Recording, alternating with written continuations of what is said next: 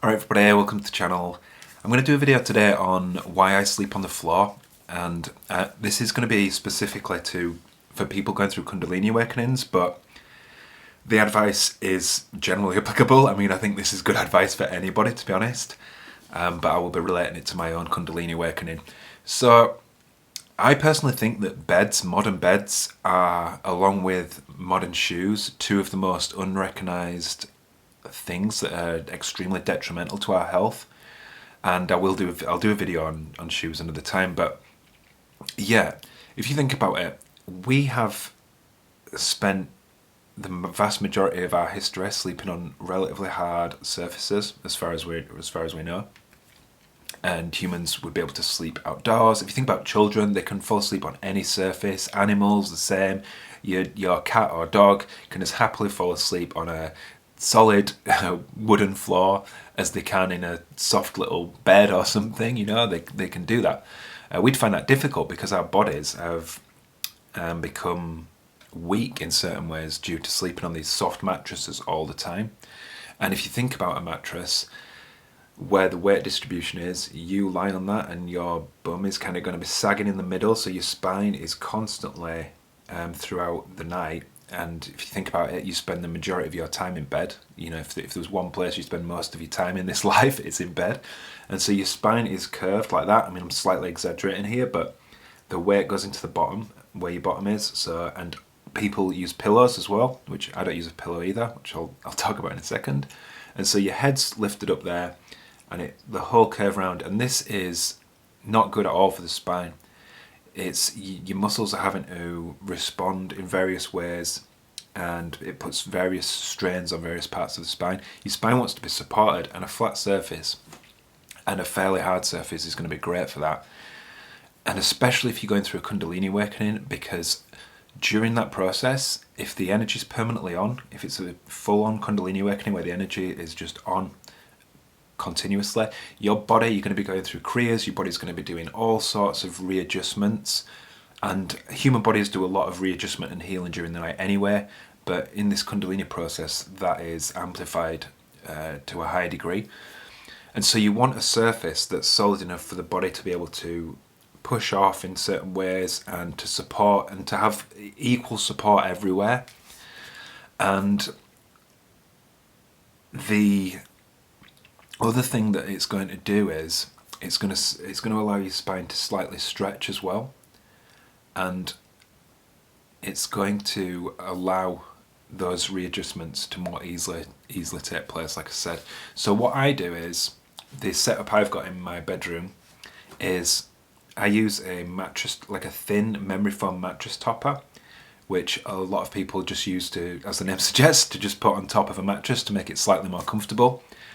And that gives you, when it's placed on a carpeted surface, that gives you, it's soft enough to be comfortable, but there's a lot of resistance. It's very similar to, say, the consistency of like laying down on a beach, or maybe in a meadow or something like that. So I've just found that perfect, and it's a very cheap way of doing it as well. You don't need to splash out hundreds and hundreds of pounds on some high-tech expensive bed or some, you know, really expensive futon or something like that.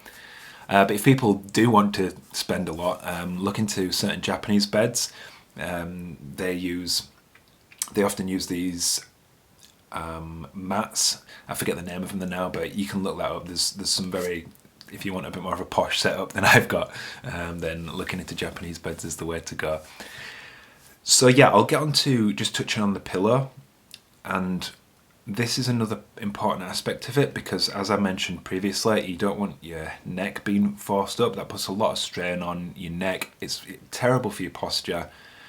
And so what I do is I just have a towel, like folded over once, a thin towel. So there's literally a very, very slight rise for my head.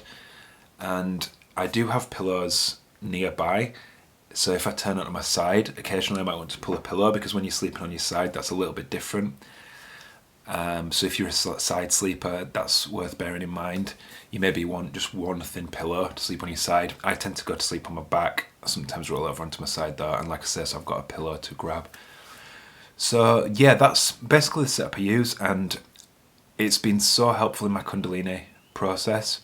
And I think I had like a intuition that I should be sleeping on the floor way back from basically the beginning of my Kundalini awakening, but at the time I just ignored that because, well, firstly, I was in such a bad way for the first few years. I couldn't even really get down to that level of the floor. I was like lying on the, I was having to like sit onto the bed and then just drop myself sideways, and I, like to get into bed and getting out, I was like pushing it with one arm and then like rolling round. And so I don't know if it was even feasible for me back then.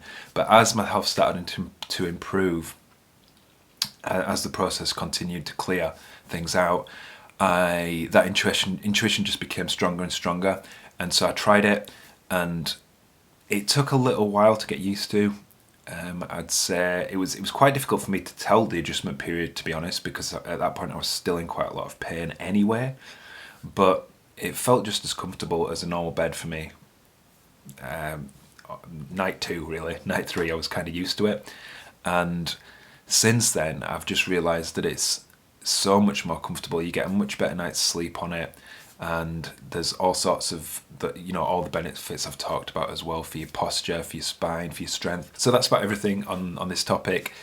I hope you found this video useful, and I will see you in the next one. All right, peace.